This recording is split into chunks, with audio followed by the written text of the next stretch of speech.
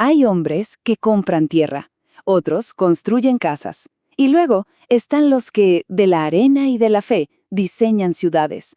Esta es la historia de uno de ellos, un hombre que no heredó un reino, sino que lo dibujó, solar por solar, sobre el polvo de la costa. Esta es la historia de Bernabé Hungría. Y es que para entender a Bernabé hay que comprender esta verdad fundamental. Cada parcela que vendía no era un negocio, era un ladrillo en la catedral que imaginaba. Cada peso que recibía no era una ganancia, era el cimiento de una capilla, de una escuela, de todo un pueblo. Él fue el arquitecto de un linaje y de un lugar. Todo gran proyecto, toda ciudad, necesita un alma. Y el alma de Boca Chica, fíjense, no llegó en una procesión solemne, ni mucho menos por el decreto de un obispo. No, llegó por mar, llevada no por la opulencia, sino por la pura necesidad. Es que el santo patrón de Boca Chica no descendió de una catedral. Llegó en los brazos de refugiadas que huían de la guerra. Imaginen la escena. 3 mujeres, con lo puesto y una imagen de madera, portando una devoción que se convertiría en el corazón espiritual de toda una comunidad. Bernabé no recibió una estatua, recibió la custodia del alma de un pueblo. Y esto no era un encargo menor, para nada. Era un pacto. Él, el hombre de la tierra, se convertía de pronto en el guardián de la fe de esa gente. Y fue con esa responsabilidad sagrada que comenzó, ahora sí, a trazar las líneas de su gran obra. Miren, el poder verdadero no siempre se anuncia con trompetas. A veces se ejerce con un gesto simple, con una regla impuesta casi en silencio. El plan maestro de Bernabé para Boca Chica no estaba en pergaminos, estaba en el precio de la tierra, y en una condición que no se podía negociar. 2 pesos, ese era el precio de un futuro, el costo de un solar en ese caserío que apenas nacía, una suma simbólica, accesible, casi un regalo. Pero el dinero, en realidad, era lo de menos. La verdadera transacción no era monetaria.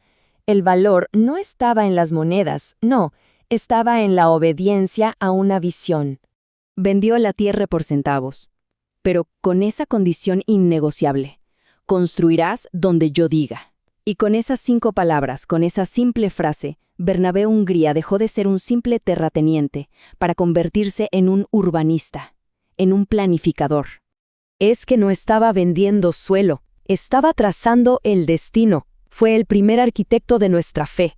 Cada casa, cada bohío, se colocaba exactamente donde él decía, formando calles mucho antes de que tuvieran nombre, creando un orden donde solo había arena y maleza. Estaba decidiendo literalmente dónde iba a respirar Boca Chica. Pero claro, una ciudad es mucho más que sus calles, es su gente, su cultura, su espíritu. Y Bernabé entendió que su trabajo como arquitecto iba mucho más allá de la topografía. Tenía que construir el carácter mismo del pueblo que estaba diseñando. Mucho antes del turismo, Boca Chica ya tenía un imán, las fiestas de San Rafael en casa de los Hungría. La gente recorría leguas solo para celebrar bajo su techo. El sonido de los atabales retumbaba por toda la costa. Era el centro del universo costero. Pero no todo era celebración. Con las mismas ganancias de la tierra, financió la primera ermita de madera y, cada sábado, religiosamente, reunía a los moradores para enseñarles a rezar. Y aquí está la clave de su pragmatismo. Mientras levantaba muros, cultivaba mentes. Pagó las escuelas de su propio bolsillo porque sabía que un pueblo no puede sostenerse solo con oraciones. Necesitaba hombres que supieran leer la ley y escribir su propio nombre. Estaba forjando ciudadanos, no solamente feligreses. Un fundador sabio sabe que su obra más importante no es lo que construye, sino lo que va a perdurar. La sucesión nunca es un accidente, es el acto final del diseño. Bernabé no se desvaneció sin más, orquestó su propio ocaso. La transferencia del poder fue deliberada y quedó escrita en tinta, mayo de 1908. 2 veces en 11 días, el patriarca, el heredero y el sucesor firmaron juntos.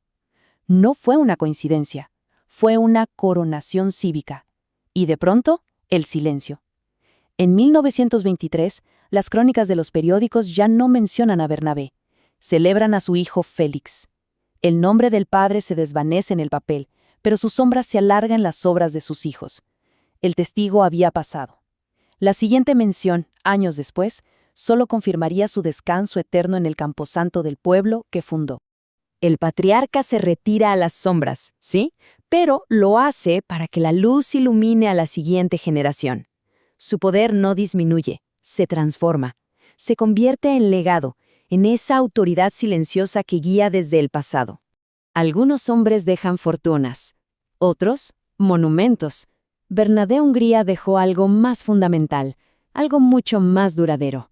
Dejó una estructura, un esqueleto de calles y solares que, incluso hoy, sostiene la carne y la vida de Boca Chica.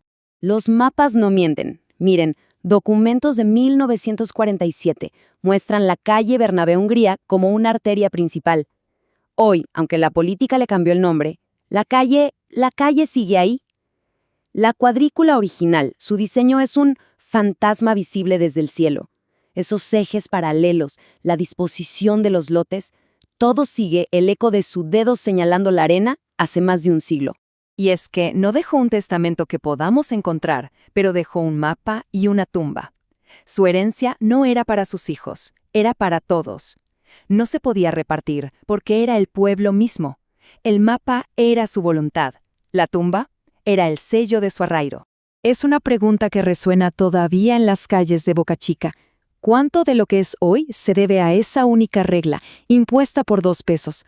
¿Cuánto de su carácter nació de ese hombre que enseñaba a rezar los sábados por la noche? Porque al final, Bernabé Hungría no murió, simplemente se convirtió en el suelo de la ciudad que él mismo diseñó. Hoy caminamos sobre sus sueños. Y ese es un legado que ningún mapa puede borrar y ninguna tumba puede contener.